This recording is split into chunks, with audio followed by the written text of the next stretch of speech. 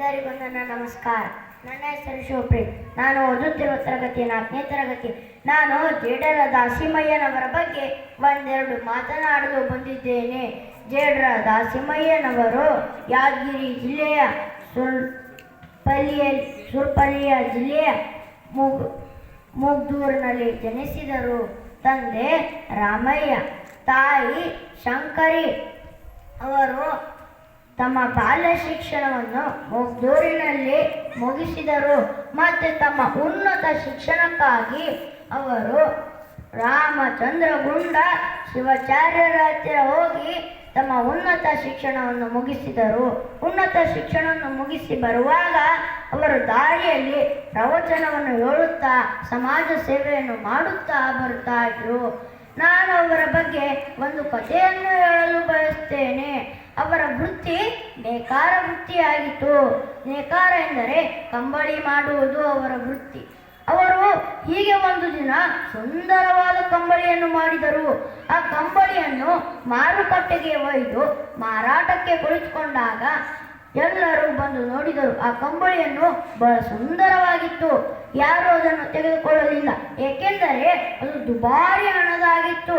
ಆಗಿನ ಕಾಲದಲ್ಲಿ ಜನರ ಹತ್ತಿರ ಹಣ ಇರುತ್ತಿರಲಿಲ್ಲ. ಇದರ ಸಲುವಾಗಿ ಆ ಕಂಬಳಿಯನ್ನು ಯಾರು ತೆಗೆದುಕೊಳ್ಳುವುದಿಲ್ಲ, ಏಕೆಂದರೆ ಅದು ದುಬಾರಿ ಹಣದ ಆಗಿತ್ತು.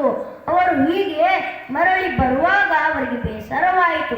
ಆಗ ಅವರು ಬರುವಾಗ ಒಬ್ಬ ಜಂಗಮರು ಬಂದು ಕೇಳುತ್ತಾರೆ, ನನಗೆ ಚಳಿಯಾಗ್ತಾ ಇದೆ, ನೀನು ನನಗೆ ಆ ಕಂಬಳಿಯನ್ನು ಕೊಡು ಎಂದಾಗ, ಆಯಿತು, ಇದು ನಿಮ್ಮದೇ ಆದ ಕಂಬಳಿ ಇದೆ ಎಂದು ಅವರು ಜಂಗಮರಿಗೆ ಕೊಟ್ಟು ಬಿಡುತ್ತಾರೆ. ಆಗ ಜಂಗಮರು ಅದನ್ನು ತುಂಡು ತುಂಡಾಗಿ ಮಾಡುತ್ತಾರೆ. ಒಂದು ತುಂಡು ಅವರ ಕೈಗೆ ಕಟ್ಟಿಕೊಳ್ಳುತ್ತಾರೆ, ಒಂದು ತುಂಡು ಅವರ ಕಾಲಿಗೆ ಕಟ್ಟಿಕೊಳ್ಳುತ್ತಾರೆ, ಒಂದು ತುಂಡು ಅವರ ತಲೆಗೆ ಕಟ್ಟಿಕೊಳ್ಳುತ್ತಾರೆ.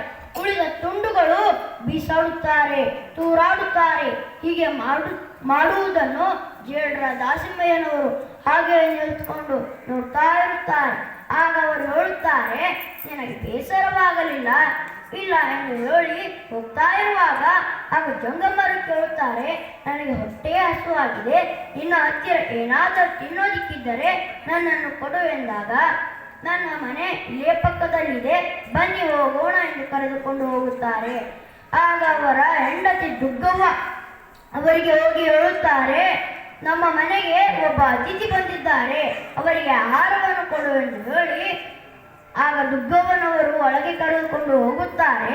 ನಿಮಗೆ ತಿನ್ನೋದಕ್ಕೆ ಆಹಾರವಿಲ್ಲ, ಮತ್ತೆ ಯಾರನ್ನು ಕರೆದುಕೊಂಡು ಬಂದಿರುವಿರಿ, ನಾವು ಆಮೇಲೆ ತಿನ್ನೋಣ, ಮೊದಲು ಆ ಅತಿಥಿಯನ್ನು ಕೊಡಿ ಎಂದು ಹೇಳಿ ಅಂಬಲಿಯನ್ನು ತೆಗೆದುಕೊಂಡು ಆ ಜಂಗಮರಿಗೆ ಒಯ್ದುಕೊಡುತ್ತಾರೆ.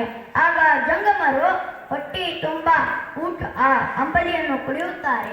ಅಂಬಲಿಯನ್ನು ಕೊಂಡು ಆ ಭಕ್ತಿಯನ್ನು ಮೆಚ್ಚಿ ಸಾಕ್ಷಾತ್ ಅವರ ನಿಜವಾದ ರೂಪಕ್ಕೆ ಬಂದು ಹೇಳುತ್ತಾರೆ, ಅಕ್ಷಯ ಪಾತ್ರವನ್ನು ಕೊಡುತ್ತಾರೆ. ಅಕ್ಷಯ ಪಾತ್ರವೆಂದರೆ ಅದರಲ್ಲಿ ಯಾವುದೇ ಒಂದು ವಸ್ತು ಇಟ್ಟರೆ ಅದು ಕಡಿಮೆ ಆಗುವುದಿಲ್ಲ.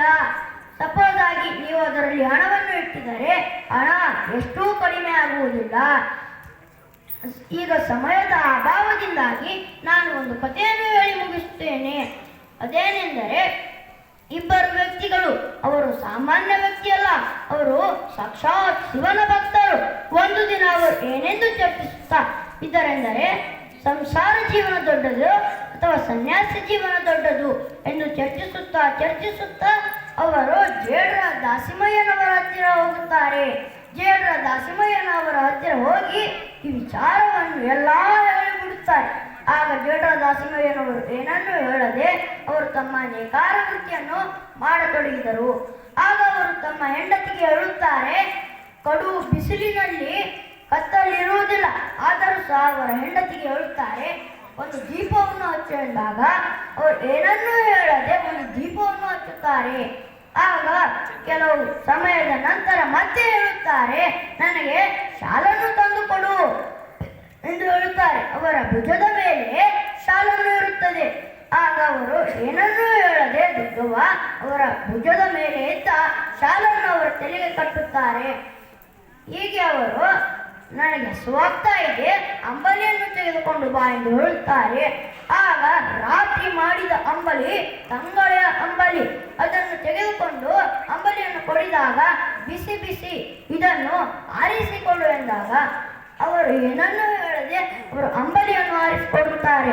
ಆಗ ಇಬ್ಬರು ಯುವಕರು ಹೇಳಿಕೊಳ್ಳುತ್ತಾರೆ, ಎಷ್ಟು ಹುಚ್ಚರ ಮನೆಗೆ ಬಂದೆವಪ್ಪ ನಾವು, ಬಿಸಿಲಿನಲ್ಲಿ ದೀಪವನ್ನು ಹಚ್ಚು ಎನ್ನುತ್ತಾರೆ. ಮತ್ತೆ ತನ್ನ ಭುಜದ ಮೇಲೆ ಇದೆ ಶಾಲು, ತಲೆಗೆ ಹಚ್ಚು ಎನ್ನುತ್ತಾರೆ. ಮತ್ತೆ ರಾತ್ರಿ ಮಾಡಿದ ತಂಗಳೆಯ ಆಹಾರವನ್ನು ಬಿಸಿ ಬಿಸಿ ಆರಿಸಿಕೊಡು ಎಂದು ಹೇಳಿ ಹೋಗ್ತಾ ಇರುತ್ತಾರೆ.